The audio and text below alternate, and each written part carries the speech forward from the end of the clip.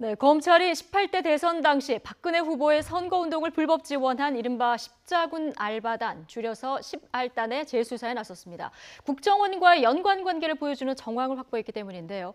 또한 박근혜 전 대통령의 구속기간 연장 여부를 두고 법원 주변과 정치권에서는 찬반 논란이 지금 뜨겁습니다. 자세한 얘기 김광산 변호사 그리고 이동우 YTN 선임 기자와 이야기 나눠보겠습니다.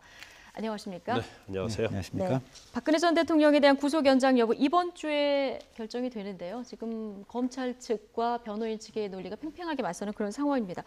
어떤 부분에 법원이 중점을 두고 판단을 할까요?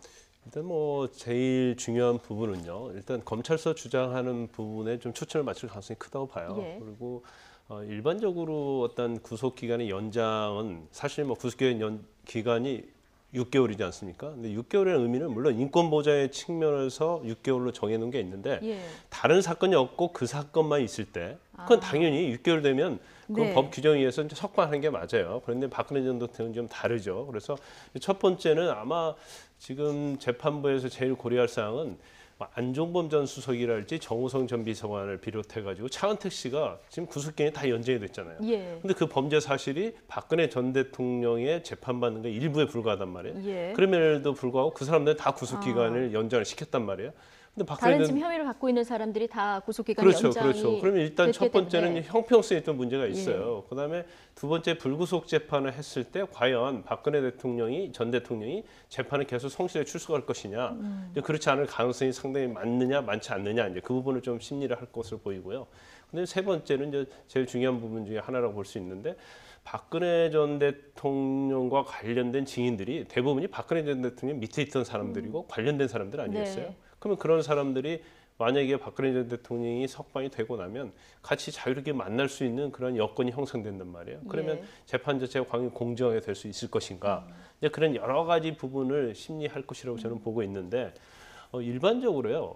그 사안이 중대하고 더군다나 무죄를 다투는 사건에 있어서 구속기간이 만료가 된다 하더라도 추가로 다른 범죄 사실이 있게 되면 대부분이 90% 이상은 다 구속기간을 연장을 합니다. 예. 그렇기 때문에 더군다나 이건 국정농단 관련 사건이요. 굉장히 사안이 중대하기 때문에 제 개인적 생각으로는 구속기간 연장은 당연히 될 것이다. 저는 그렇게 봅니다. 그렇군요. 지금 변호인 측에서는 충분히 심리가 진행됐다. 건강도 안 좋다. 그래서 불구속해서 수사해도 되지 않느냐. 이런 논리를 지금 계속 펴고 있는 그런 상황인데 구속이냐 석방이냐. 지금 법정에서는 이렇게 검찰과 변호인단이 치열한 법리 싸움을 벌이고 있는데요.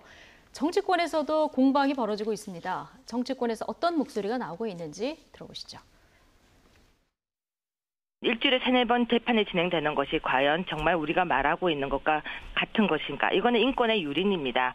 구속수사 절대 이제 연장되어서는 안 된다고 봅니다. 구속기간이 만약에 연장된다면 이건 사법부 독립을 스스로 포기하는 겁니다. 그래서 그런 일이 없을 거라고 봅니다. 이 사안이 워낙에 중대하고요. 증거인멸 및 불출석의 우려가 있기 때문에 연장의 필요성이 타당하고 받아들여질 가능성이 높다라는 거고요. 특히 남은 핵심 증인이 검찰 측만 해도 40명이고요. 구속 상태에서도 의료기관 제출 없이 아프다면서 4차례나 재판에 불출석하셨습니다. 예, 재구속은 인권 유린이다. 근데 또 반대쪽에서는 증거인멸 우려가 있으니까 구속기간을 연장해야 된다. 이런 목소리가 나오고 있는데 여야라기보다는 민주당과 자유한국당의 공방이 가장 첨예한 것 같아요. 그렇죠. 지금 자유한국당 입장에서는 어쨌든 박근혜 전 대통령의 출당을 요구하는 그런 입장이긴 합니다만 여전히 박근혜 전 대통령 그 지지 세력이 상당 부분 또 자유한국당 내에 있기 때문에 박근혜 전 대통령과 관련해서 그런 어떤 나름대로 어떤 온정적인 스탠스를 유지하려고 노력을 하고 있는 것이고 그에 비해서 민주당 같은 경우는 확실하게 이번에 그 박근혜 전 대통령에 대한 구속은 연장할 필요가 있다. 이런 입장을 확실하게 가지고 있는 것이고 이제 전반적으로 이제 국민 여론이라든지 어떤 국민 법감정 이런 것을 봤을 때는 당연히 이제 구속기간 연장 가능성이 높다고 이렇게 보여지는데 다만 이제 자유한국당이나 이제 일부 법률가들 같은 경우는 이번에 검찰이 내세운 여러 가지 논리가 이제 일부 이제 모순일 수도 있다. 예를 들면 SK나 롯데와 관련한 어떤 추가 혐의 이런 부분 가지고 이제 영장을 청구하는데 이제 이런 것이 이미 그 1심 법원에서 이재용 삼성전자 부회장 그 재판과 관련해서 그 부분은 이제 무죄가 났다. 그래서 그걸 가지고 영장을 청구하는 것은 좀 무리가 아니냐. 이런 논리도 좀 제공을 하고는 있습니다만 어쨌든 그 재판부 입장에서 봤을 때는 지금까지 어떤 나머지 그 피고인과의 어떤 형평성 그리고 법과 원칙에 따라서 뭐 공정하게 좀 결국 결정을 하지 않을까 이렇게 예상이 됩니다. 네, 지금 뭐 여러 친박 의원들이 있는데 아마 이분이 가장 적극적으로 박근혜 전 대통령이 석방을 지금 외치고 있는 것 같습니다. 자유한국당은 아니고요. 대한애국당의 조원진 의원, 지금 구속 연장 반대하면서 무기한 단식 투쟁까지 들어갔는데요. 친박단체들은 국회 잔디마당에 태극기를 뿌려놓으면서 조 의원의 단식 투쟁을 지지하고 나섰습니다. 재구속과 석방 사이 운명의 갈림길에 놓인 박 전 대통령, 지지자들의 움직임 어떨까요? 장민정 앵커가 정리를 해드립니다. 구속기간이 연장될지 아니면 풀려날지 운명의 갈림길에 선 박근혜 전 대통령. 이 박 전 대통령의 지지자들도 다시 움직이고 있습니다. 먼저 법정에선 유영하 변호사가 열변을 토했습니다. 박 전 대통령이 굶주린 사자들이 우글대는 콜로세움에 혼자 던져진 채 인민재판을 받고 있다며 법정이야말로 광장의 광기를 막아낸 마지막 보루라고 호소했습니다. 콜로세움은 고대 로마 시절 아주 큰 원형 경기장이죠. 주로 노예나 전쟁포로 출신 검투사들이 목숨 걸고 피 튀기는 대결을 펼치며 관중에게 볼거리를 제공하던 곳인데 유 변호사 비유대로라면 박 전 대통령은 검투사, 재판을 지켜보는 국민들은 잔인함을 즐기는 관중이 되는 건가요? 8개월의 수사와 재판 과정에서 밝혀진 것은 한 푼도 돈을 받지 않은 깨끗한 대통령이라는 것이 밝혀졌습니다. 무죄 석방, 불구속 구속, 이것이 저와 애국 국민들의 단식의 목표입니다. 장외에선 대한애국당이 앞장섰습니다. 친박 조원진 대표는 박근혜 전 대통령을 석방하라며 기자회견을 열고 무기한 단식 농성에 돌입했고요. 박 전 대통령을 지지하는 대한애국당 당원들은 국회 잔디밭에 태극기를 꽂겠다고 나서면서 일부 충돌이 빚어지기도 했습니다. 네, 지금 뭐 국회 잔디밭에 태극기가 흩뿌려진 모습도 보셨는데 지금 법정에서는 유영하 변호사가, 국회에서는 조원진 의원이, 그리고 바깥에서는 친박단체가 지금 박근혜 전 대통령 석방하라 이렇게 압박을 하고 있는데, 김광삼 변호사님, 이런 압박이 실제 박근혜 전 대통령의 어떤 거취에 도움이 됩니까?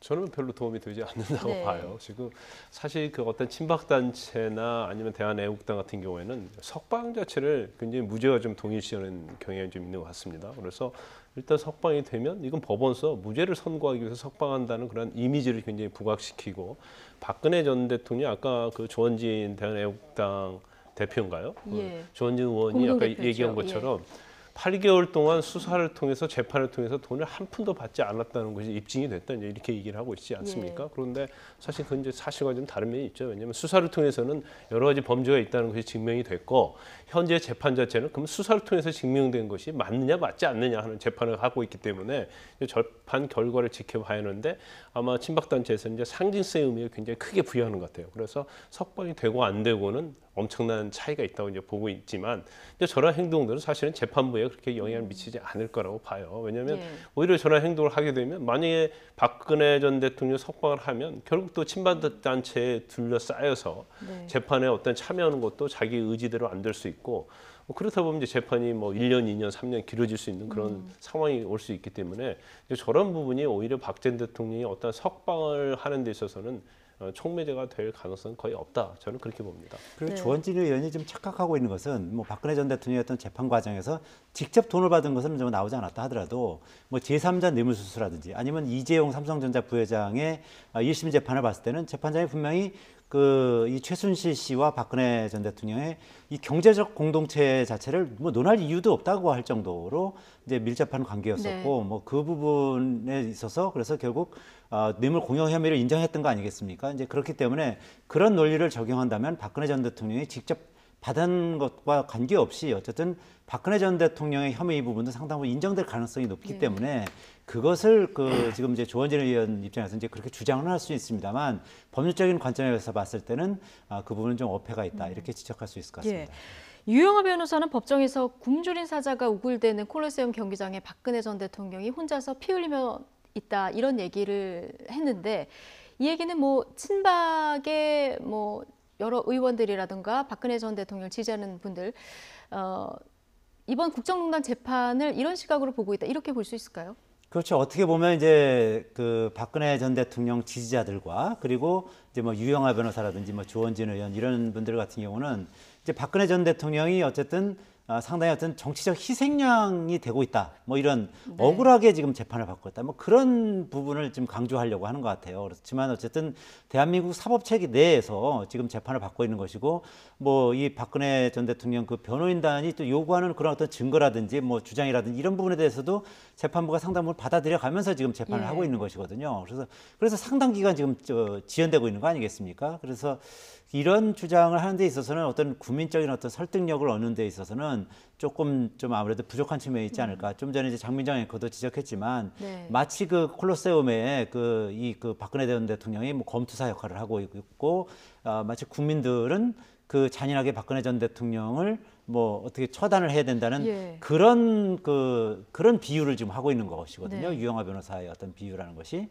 그래서 그런 부분에 있어서는 어떤 국민적 공감을 얻기에는 상당히 좀 부족한 측면이 있지 않은가 이렇게 지적할 수 있을 것 같습니다. 국민적 공감을 얻기에도 부족하고 아까 김광산 변호사님 얘기하셨 대로 박근혜 전 대통령에도 이런 부분이 도움이 될까 이 부분에 또 물음표를 주셨는데요.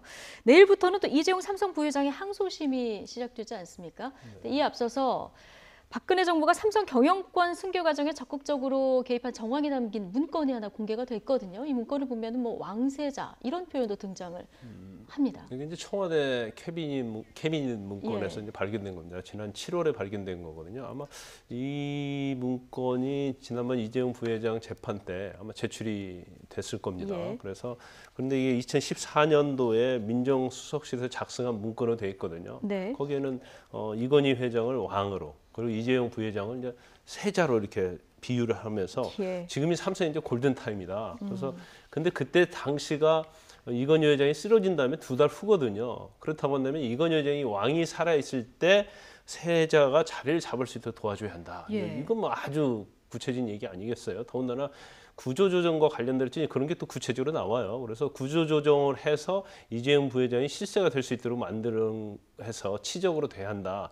이 부분도 이제 우리가 좀 도와줘야 되는데 그런 취지의 문건이 다 적혀 있거든요. 그렇기 때문에 지난번 이재용 부회장의 어떤 판결문에도 이 부분이 사실은 적시돼 있다고 볼 수 있어요. 왜냐하면 전체적으로 구체적으로 승계와 관련해서 어떤 뇌물을 받았다고 보기는 어렵지만 전체적으로 삼성의 어떤 승계와 관련된 부분에서 영향을 충분히 미칠 수 있다 이렇게 나와 있는 것은 사실 이 문건 자체도 영향을 상당히 미쳤다고 볼 수 있거든요. 그만큼 삼성 승계에 청와대가 얼마나 많은 관심을 가지고 있었는지 그리고 이를 도와주기 위해서 어떤 일을 했는지 이걸 추측해 볼 수 있는 아주 중요한 문건이라고 볼 수 있는 거죠. 그래서 이게 이 문건 자체가 뭐 지금 공개가 됐지만 사실은 이재용 부회장이랄지 박근혜 전 대통령의 유죄 판결하는 데 있어서도 직접적으로 뭐 누가 작성을 했느냐가 이제 인정이 돼야지 증거 능력이 있긴 하지만 다른 증거들과 합쳐져서 굉장히 중요한 역할을 할 수 있는 거죠. 근데 청와대 캐비넷에서 문건들이 이제 계속 나오고 있는데 이런 비슷한 문건들이 또 나온다면 앞으로 박근혜 전 대통령의 뇌물죄 부분이라던가 아니면 뭐 이재용 삼성 부회장의 뭐 항소심 재판이라든가 영향이 앞으로 좀 있을 수밖에 없겠죠. 그렇죠. 아무래도 이 부분은 이재용 부회장이 삼성전자 부회장이 경영권 승계를 하는 과정을 청와대가 적극적으로 도와줬고 그것이 바로 이제 삼성물산 제일모직 합병 부분도 결국은 그 경영권 승계와 아마 직접적으로 관련이 있기 때문에 이 부분에 있어서도 상당 부분 이제 청와대 측에서 협조를 한 것이 아닌가 뭐 그런 의혹이 지금 일고 있는 거거든요. 그래서 실제로 청와대 문건을 보면은 그 당시에 김기춘 그 청와대 그 비서실장이 민정수석실에 이 삼성물산과 제일모직의 합병이 굉장히 중요하고 이것이 그 경영권 승계와 직접적으로 관계가 있기 때문에 이 외국인 주주로부터 공격받는 이 부분에 대해서 적극적으로 대처를 해줘야 된다.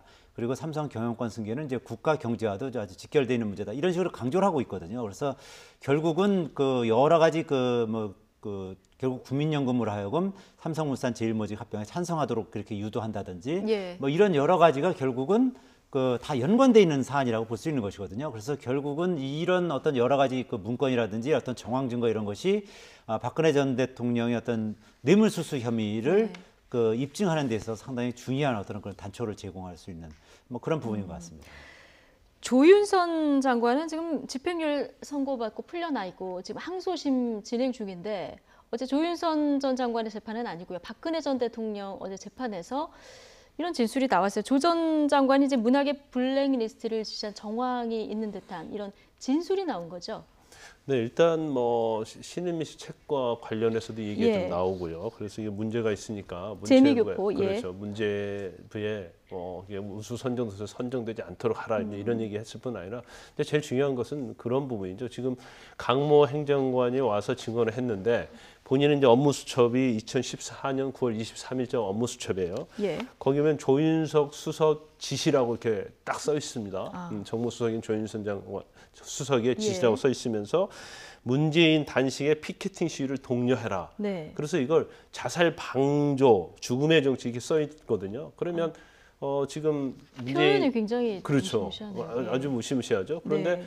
그 당시에 유민 아빠인 김영호 씨가 단식 투쟁하다 병원에 실려갔어요. 예. 그래서 경우에 따라서는 뭐 죽을 수도 있다. 그러니까 이걸 아마 단식하는 거 오래 하는 건 이제 자살 방조와 좀 비유해서 자살을 좀 방조하는 걸로 이걸 좀 약간 의미를 좀 몰아가라 그런 취지인 것 같아요. 그런데 네. 이제 강모 행정관이 그 메모에는 뭐 조 전 수석의 지시라고 직접 지시라고 써 있는데 직접 지시 받은 바는 없다 이렇게 얘기를 하고 있고, 단지 선임 행정관들 회의 때 이 말이 나와서 메모를 한 것이라고 해요. 그러면 예. 누군가가 선임 행정관 회의 때 조 수석이 전달하라고 지시하라고 얘기를 했기 때문에 이건 네. 조 수석이 조윤선 장관이 조윤선 수석이 지시한 것이라고 이렇게 얘기했을 가능성이 크죠. 그러니까 직접 듣지는 않았었. 그렇죠. 않았더라도. 그렇지만 이제 간접적으로 들을 가능성이 크고 예. 메모에 의하면 그걸 추단할 수 있기 때문에 사실 1심에서 이제 조윤선 장관이 이제 무죄가 일부 되면서 네. 집행유예 나왔지만 항소심에서 상당히 변경 가능성이 있다고 저는 개인적으로 봐요. 왜냐하면 지금 이 증언이 나온 만큼 블랙리스트 앞으로 이제 조윤선 전 장관의 항소심에 영향이 있을 것이다. 이건 충분히 영향이 있고요. 예. 이거 말고도요. 지금 조윤선 장관이 무죄가 가장 주된 이유는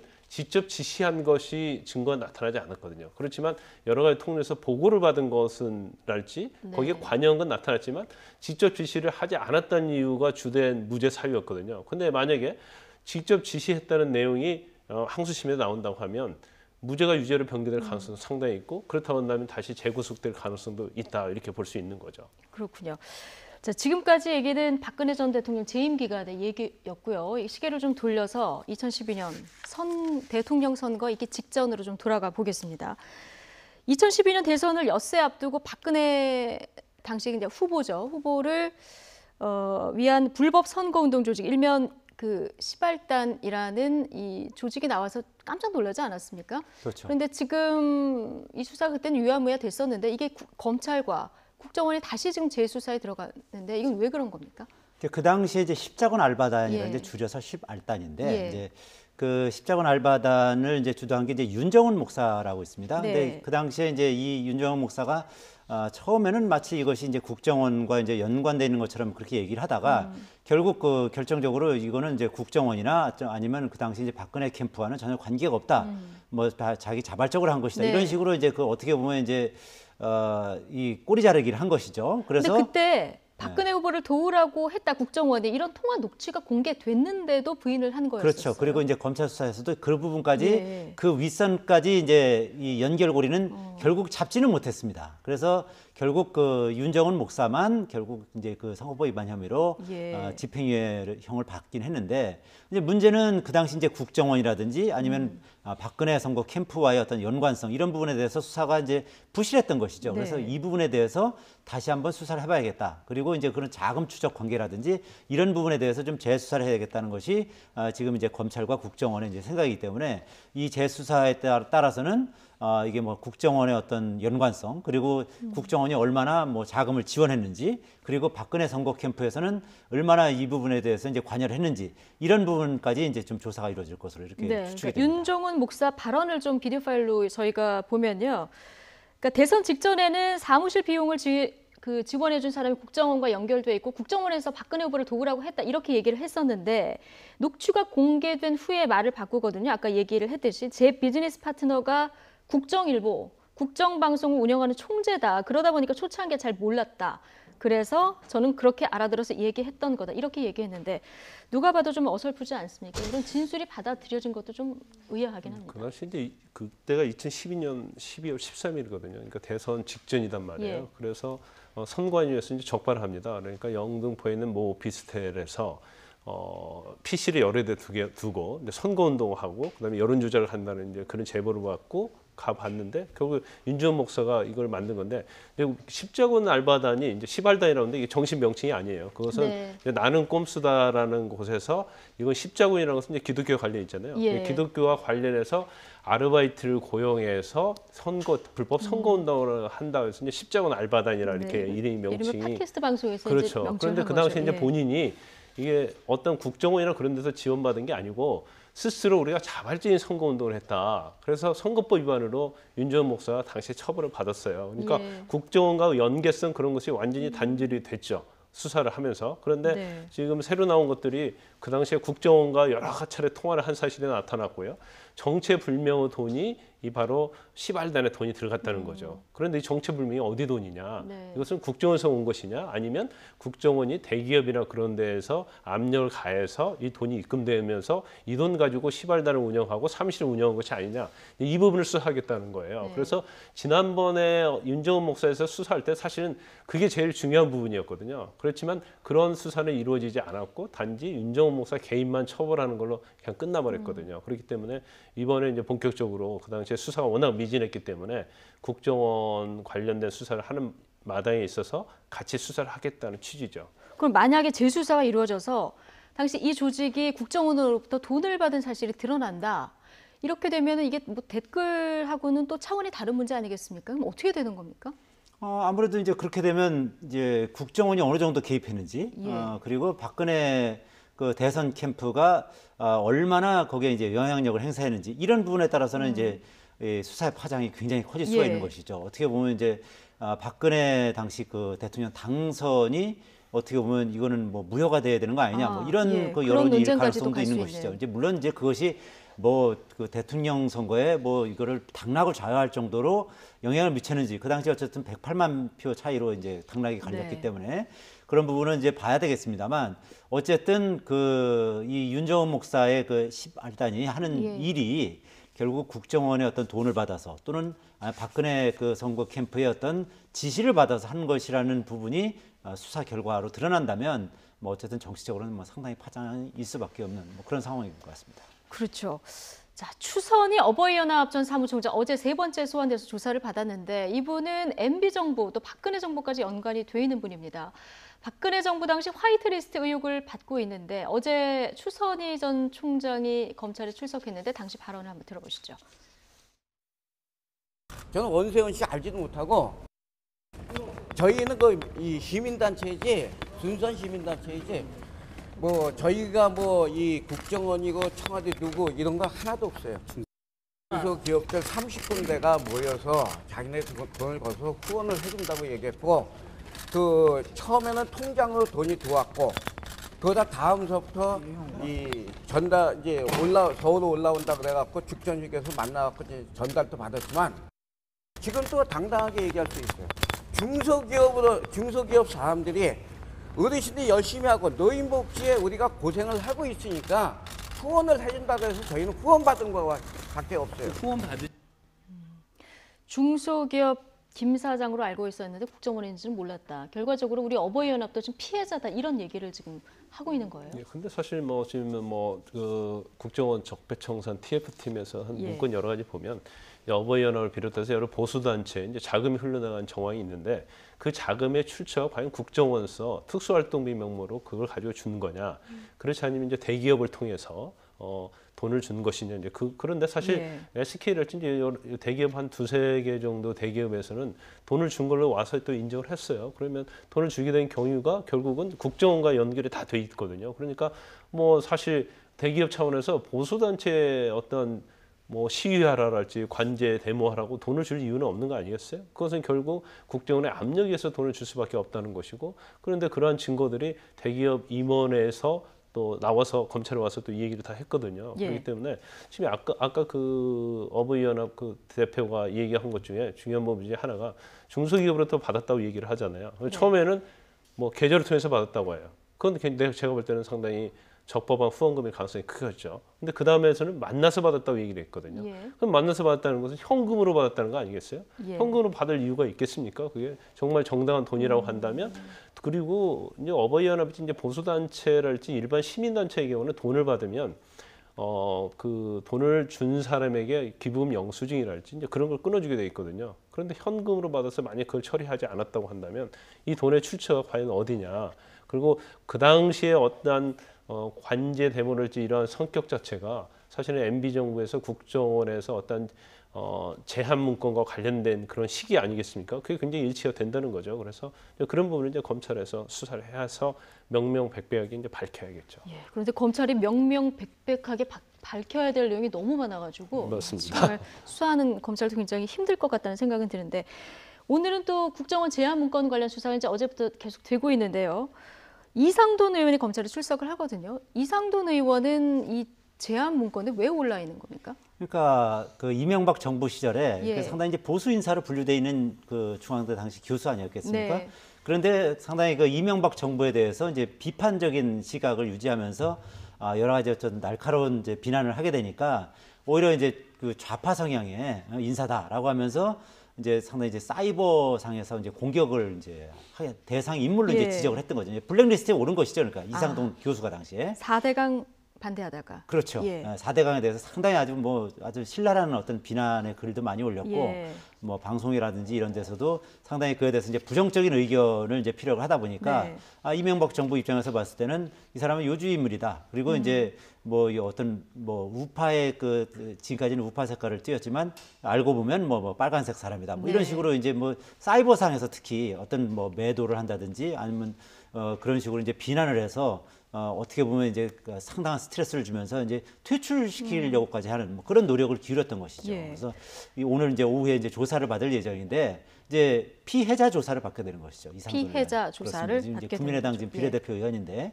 어쨌든 그 이상돈 의원 입장에서는 뭐 그 당시에 뭐 자기가 어쨌든 이명박 정부에 대해서 뭐 일부 비난을 하긴 했습니다만 네. 그렇다고 해서 블랙리스트까지 올려서 이렇게 사이버상에 이제 공격을 받았다는 걸 예. 생각하면 상당히 참 억울하고 참 어이가 없는 뭐 그런 일이라고 봐야죠. 예. 또 파도 계속되는 국정과 관련된 의혹들 마지막으로 하나만 더 짚어볼 텐데요. 18대 대선 직전 뭐 이 부분도 엄청난 파장을 불러일으켰던 내용인데요. NLL 대화록 이 녹취요. 이 검찰이 이 부분도 지금 수사에 다시 나선다고 합니다. 이번 수사 대상에 그런데 김무성 바른정당 의원도 포함이 되어 있는데요. 이에 대해서 김무성 의원이 직접 입을 열었습니다. 이를 비판한 정청래 전 의원의 발언까지 같이 들어보시죠. 나중에 살펴보니까 김무성 의원은 찌라시에서 그 정보를 얻었다.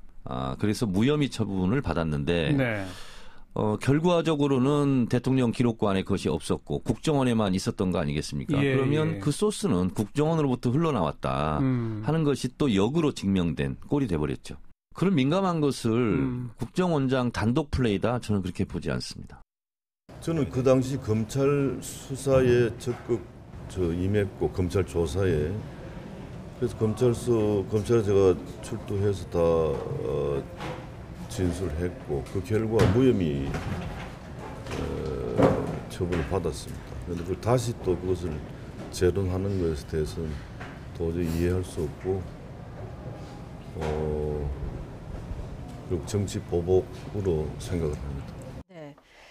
지금 정청래 의원은 당시 김무성 의원이 찌라시에서 정보를 얻었다 이렇게 얘기해서 무혐의 처분을 받았는데 이게 국정원의 단독 플레이일 수가 없다. 윗선이 있을 것이다 얘기를 하고 있지 않습니까? 그러면 네. 윗선이라고 하면은 뭐 한 명밖에 없지 않습니까? 그렇죠. 예. 그런데 사실 이 대화록이 이제 2급 기밀에 해당이 돼요. 그래서 네. 누구나 볼 수 있는 것이 아니거든요. 그리고 사실 이 김무성 의원이 그 당시 선대본부 총괄 선대본부장을 맡고 있었거든요. 예. 그런데 비공개 최고 중진 회의에서 내가 그 대화록을 보니까 끝까지 읽을 수 없을 정도로 충격을 받았다. 그런 얘기를 했어요. 네네. 그러면 그 당시 어떤 회의에서 이 얘기는 원문을 본 것 같은 그런 취지로 얘기를 했는데 나중에 이게 이제 문제가 됐죠. 그리고 부산 서면에서 이제 유세를 하면서 이 NLL과 관련된 발언을 했어요. 예. 그런데 나중에 보니까 NLL과 관련된 발언과 원문과 일치를 하는 겁니다.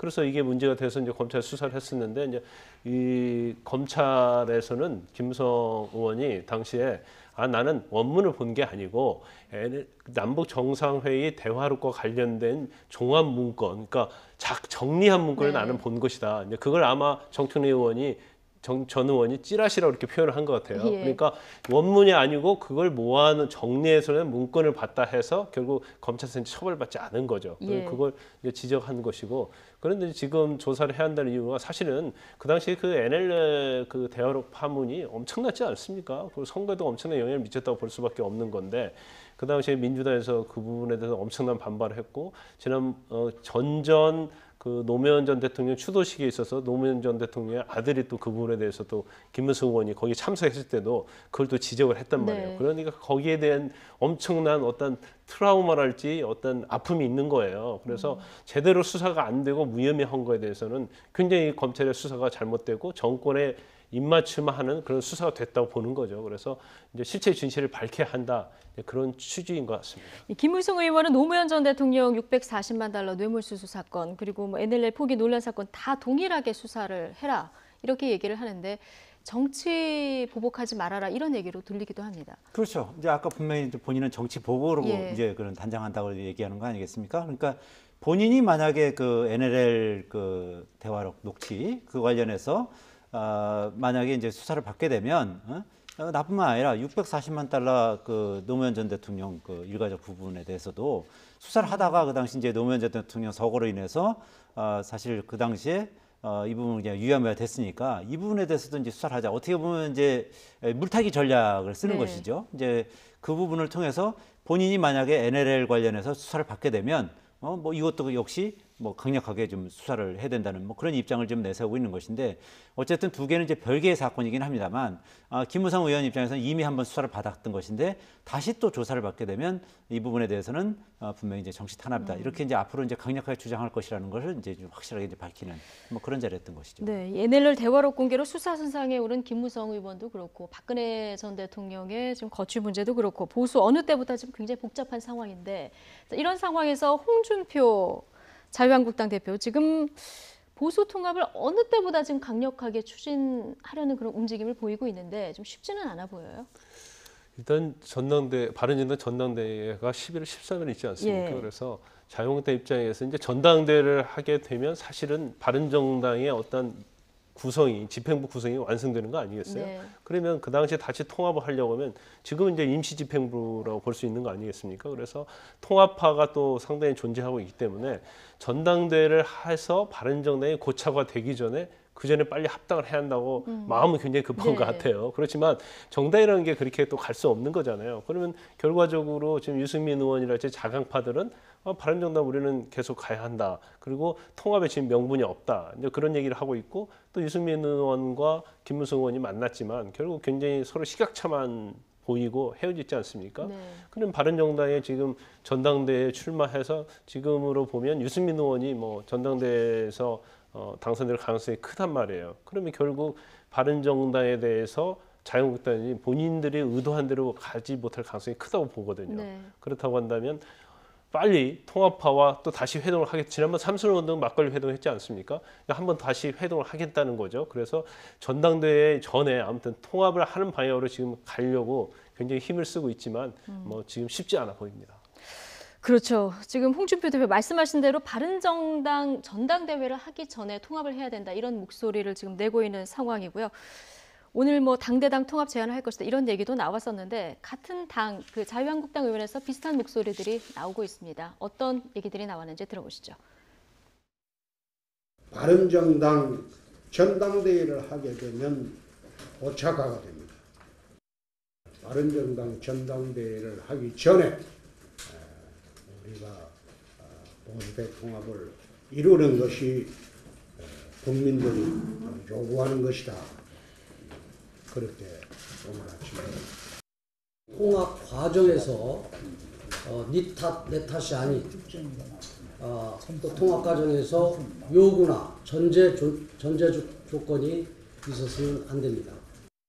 보수파의 가치 실현을 중심으로 보수 대통합이 이루어져야 된다 하는 말씀을 드립니다.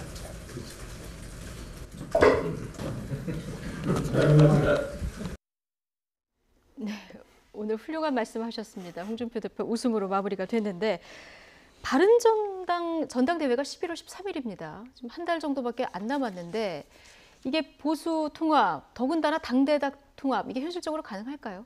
뭐 상당히 어렵다 이렇게 보여지죠. 예. 어쨌든 뭐 그 바른정당 내에 그 자강파들 있지 않습니까? 대표적으로 이제 유승민 의원이라든지 뭐 박인숙 의원이라든지 이런 분들 같은 경우는 뭐 상당히 이제 독자 노선을 가야 된다. 뭐 만약에 통합을 한다 하더라도 내년 지방선거 전에 통합을 해야지 뭐 지금 당장 어떤 명분 없이 통합하는 것에는 반대한다는 뭐 그런 입장이 확고하거든요. 그러니까 다만 바른정당 내에 이제 통합파 의원들이 한 7, 8명 있습니다. 예를 들면 뭐 이종구 의원이라든지 뭐 김용태 의원이라든지 김영우 의원, 뭐 황영철 의원 이런 분들 같은 경우는 이제 지역구 내에서도 이제 통합하라는 그런 목소리가 상당히 강한 것 같아요. 그래서 그러다 보니까 이제 본인들도 무조건 이제 뭐 빠른 시기에 통합을 하는 것이 뭐 통합이 안 된다면 뭐 개별적으로라도 일단 자유한국당에 입당하는 것이 맞다는 뭐 그런 생각을 가지고 있는 것 같아 보이는데 어쨌든 이런 그 여러 가지 역학구도상으로 봤을 때 당대당으로 통합하는 건 사실상 이제 불가능한 상황인 거죠. 그런데 다만 이제 관건은 이 바른정당 내 그 통합파 의원들이 개별적으로 만약에 자유한국당으로 이제 입당을 했을 때 그럴 때 바른정당이 과연 존속이 할 수 있을 것인지 뭐 그리 되면 뭐 상당수 중립파의 의원들 뭐 한 7, 8명도 흔들릴 가능성이 있고요. 그렇게 되면 자강파 의원 한 7, 8명만 이제 바른정당에 남을 가능성이 높아지거든요. 그렇게 했을 때 과연 전당대회가 제대로 치러질 것인가. 그러니까 전당대회가 만약에 유야무야 된다면 그런다면 뭐 거기서 뭐 당대당 통합이라든지 뭐 그런 부분이 이제 가능할 가능성도 이제 완전히 배제할 수는 없습니다만 현재 여러 가지 역학구도로 봤을 때는 당대당 통합은 뭐 11월 13일 바른정당 전당대회 전까지 당대당 통합은 상당히 어렵다. 뭐 그렇게 보여집니다. 네, 바른정당도 사실 지금 위기는 굉장한 위기인데 자, 통합을 반대하고 있는 유승민 의원 그리고 또 통합을 추진하고 있는 바른정당 김무성 의원 자, 지금 어떤 생각을 하고 있을지 녹취로 들어보시죠. 저희들은 저희들 계획대로 전당대회 해서 당 지도부 새로 뽑고 저희들 길 갑니다. 그 홍준표 대표가 그 자유한국당 대표로서 자기 당 지지도 올릴 생각이나 하지 자꾸 남의 당 전당대회를 이렇게 방해하는 이런 행위는 뭐 별로 이렇게 저희들로서는 받아들이기 힘들고요. 그 영감님은 자유한국당 그 지지도나 신경 쓰시라고 그렇게 말하고 싶네요. 추석 연휴가 끝나고 다양한 채널을 통해서 통합 논의가 지금 진행이 되고 있습니다. 지금 뭐라고 단정해서 말씀드리기 어렵습니다. 그래도 전당대회 전에는 조금 어느 정도 궤도에 올려놔야 된다고 생각하시는 건 동의하시는 건가요? 그렇습니다. 네, 유승민 의원은 자유한국당은 자유한국당 지지도나 신경 써라 이렇게 그냥 바로 잘랐고요. 반면에 김무성 의원은 지금 통합을 주장하는 그런 목소리를 내고 있지 않습니까? 일단 자유한국당 입장에서는 좀 통합이 아주 절실하다고 볼 수 있어요. 왜냐하면 일단 통합을 하게 돼서 만약에 바른정당 의원이 뭐 다 오는 걸 전제로 한다고 하면 당대당 통합이랄지 아니면 뭐 전체 통합을 한다 하더라도 그럼 제1당이 되는 거거든요.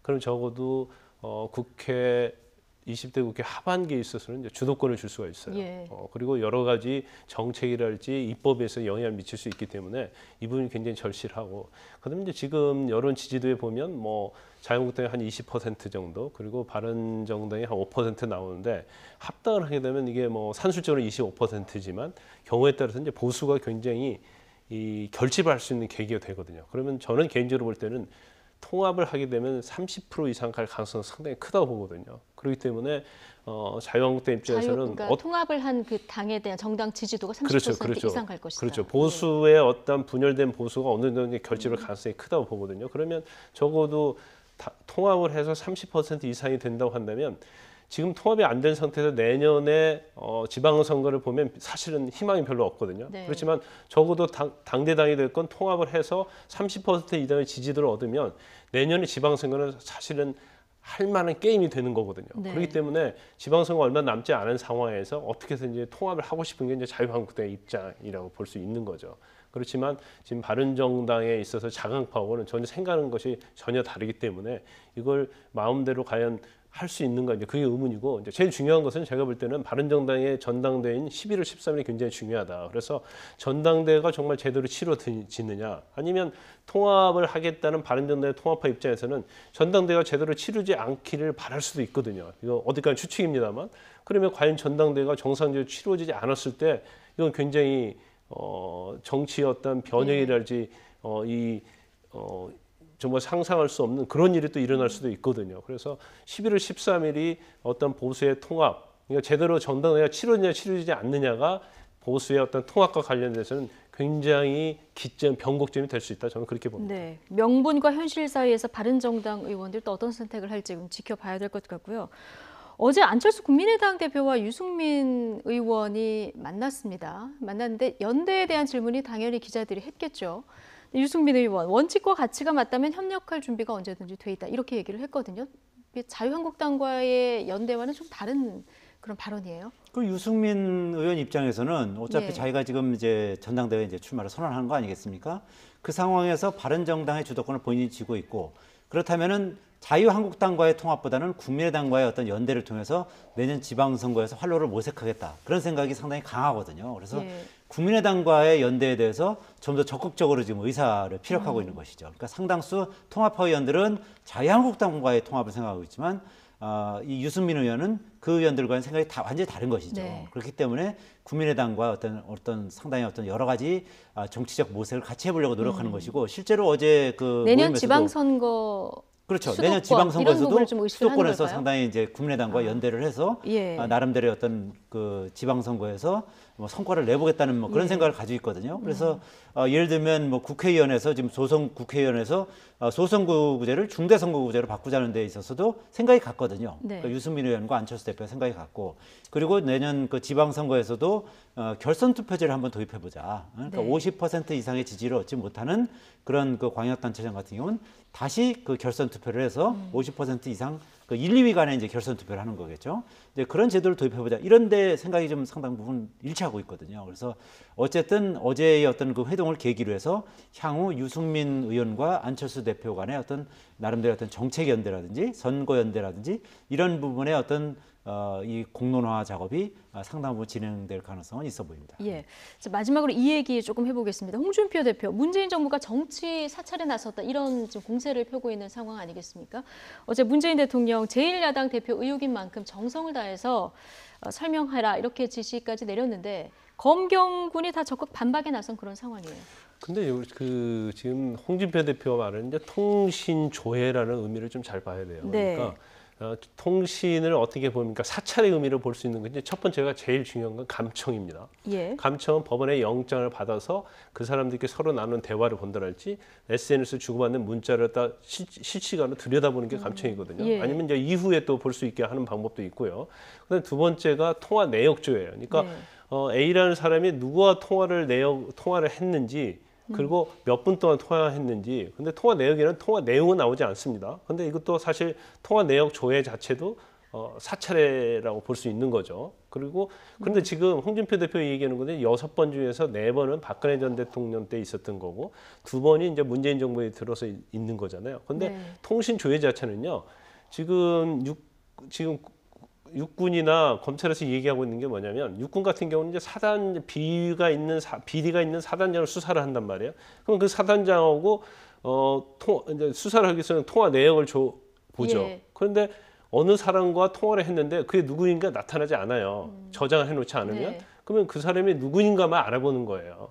그래서 이 범죄와 관련성이 있는 것인지. 예. 그다음에 검찰도 마찬가지죠. 다른 비리를 수사하다가 그 비리라고 혐의를 받고 있는 사람이 홍준표 대표 비서하고 통화를 했단 말이에요. 그러니까 그런데 누구인지 모르기 때문에 이 사람이 누구인가를 신분을 확인하는 거예요. 그렇기 때문에 이제 사찰과는 전혀 다른 내용이라고 볼 수 있고 오히려 저는 이게 상당히 커지면요. 홍준표 대표에게 좀 불리할 수가 있어요. 오히려 불리할 수 있다. 왜냐하면 그 사단장에 대해서 비리를 조사하고 있는데 왜 사단장하고 홍준표 대표나 홍준표 대표의 수행비서하고 통화를 하느냐 이거죠. 예. 그러면 비리와도 연관성이 있지 않느냐. 오히려 역공을 할 수 있는 그런 빌미도 될 수 있는 그런 사안이라고 봐요. 그렇군요. 근데 홍준표 대표는 지금 검경군 해명 중에서 특히 이제 검찰의 해명에 좀 마땅치 않은 모습이 있는 것 같은데요. 지금 페이스북에 이런 글을 남겼습니다. 서울에 아는 사람 없는데 수행비서가 서울중앙지검의 수사 대상이 될 리 없는데 수사 중에 통화 흔적을 발견하고 추적해 보았다는 해명은 또 다른 사건을 조작하고 있다는 의혹이 든다. 검찰의 사건 조작으로 곤욕을 치러본 경험이 있는 나로서는 검찰의 해명을 해명이라기보다는 새로운 의심만 불러일으키는 거짓 해명이 아닌가 이렇게 의심이 된다.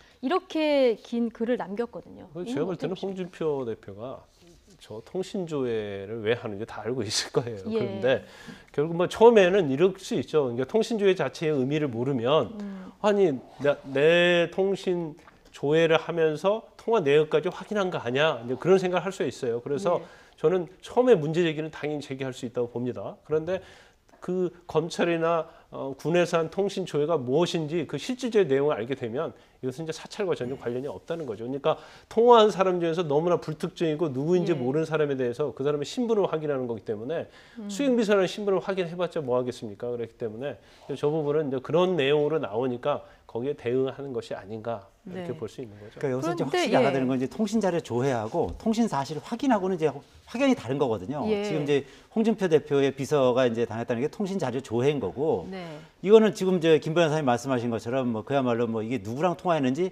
그 사람이 누군지만 알아보는 게 이제 통신 자료 조회인 거고, 통신 사실 확인은 통신 사실 확인은 법원의 압수수색 영장 비슷한 거예요. 그러니까 법원으로부터 반드시 통신 사실 확인 허가서를 발부받아야만 할 수가 있는 겁니다. 그러니까 이거는 상당히 그 엄격한 절차가 필요한 거죠. 그러니까 사찰이라고 보기에는. 그렇죠. 그거는 통신 사실을 확인했다면 그거는 뭐 사찰이라고 볼 가능성도 있는 것인데, 이제 이 통신 그 조회라는 것은 조금 이제 그것보다는 좀 약한 거기 때문에 홍준표 대표가 이렇게 주장하는 거는 좀 무리가 있는 측면이 있긴 합니다만, 홍준표 대표의 주장은 뭐냐면 이 그 손모 비서라는 친구가 사실은 그 홍준표 지사가 경남지사 할 때부터 계속 데리고 있던 비서고, 그리고 본인이 그 통화를 주로 많이 활용한다는 겁니다. 그러다 보니까 본인이 누구와 통화했는지 또 뭐 그런 부분을 알아보기 위해서 그런 거 아니냐, 이제 그런 의혹을 제기하고 있는 건데, 이제 이런 부분에 있어서 조금 이제 당 내외에서 조금 이제 홍준표 대표가 이번에는 조금 이 부분 좀 무리한 측면도 있지 않느냐, 뭐 이런 시각도 있는 것 같습니다. 그래서 일각에서는 홍 대표가 지금 섣부른 의혹을 제기한 거 아니냐 이런 얘기도 나오는데, 뭐 정치 사철 공방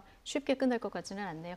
두 분 이야기는 여기까지 듣겠습니다. 김광삼 변호사 그리고 이동우 YTN 선임 기자 함께했습니다. 고맙습니다.